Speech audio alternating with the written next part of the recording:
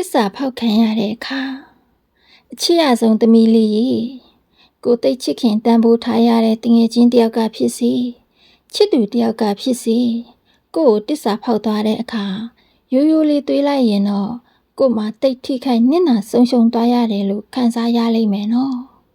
ကိုခါပင်သူ့ပေါ်ချစ်လိုက်ရတာတန်ဖိုးထားလိုက်ရတာ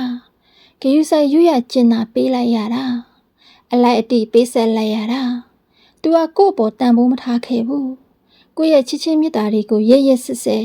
ဥပိ္ပခါပြုလှလူရှုခဲ့တယ်ကို့အမိုက်တဆလို့စွန့်ပစ်သွားခဲ့တယ်ကိုကသူ့ကိုတန်ဖိုးထားဆွဲမဲ့နေခဲ့တော့သူ့ကိုဆုံးရှုံးလိုက်ရခြင်းဟာကို့အတွက်အကြီးမားဆုံးသောနစ်နာဆုံးရှုံးမှုကြီးလို့ခံစားရလိမ့်မယ်နော်တိတိချာချာလေးလေးနက်နက်တွေးကြည့်ပါသမီးလေးကိုကသူ့ကိုတန်ဖိုးအရှိဆုံးအစ်စ်မှန်နေပေးခဲ့တာပါတကယ်တမ်းမှာသူကအဲ့ဒီတန်ဖိုးရှိတဲ့အစ်စ်မှန်တွေကိုလက်လွတ်ဆုံးရှုံးလိုက်ရတာပါကို့အပေါ်လေးလေးနက်နက်တန်ဖိုးထားပြီးချစ်မြတ်နိုးသက်သူတယောက်ကိုသူတစ္ဆာဖောက်လိုက်တာဟာသူ့ရဲ့ဆုံးရှုံးမှုသာဖြစ်ပါတယ်ဥပမာပြောရရင်အဖိုးထိုက်တန်နဲ့စိန်ပွင့်အစ်စ်ကိုတန်ရာတန်ကြီးမပေးပဲစိန်အတွေ့ကိုဈေးပေါ်ပေါ်လေးနဲ့ရွေးချယ်သွားတဲ့သူလိုပါပဲ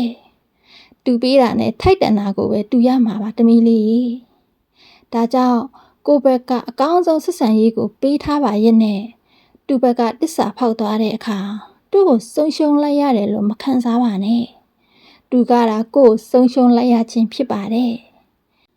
ကိုယ့်ရဲ့တန်ဖိုးကိုကိုယ်တိုင်သိနေပြီးကိုနဲ့မထိုက်တန်လို့သွားတာပါသွားပါစီလို့ကြီးကြီးနက်နက်ကြီးလက်လွတ်ပေးလိုက်ပါသမီးလေးကိုယ်တန်ဖိုးနဲ့ထိုက်တန်တဲ့သူကိုယ့်ကိုတန်ဖိုးထားတဲ့သူကတနေရာတထောင်ကနေ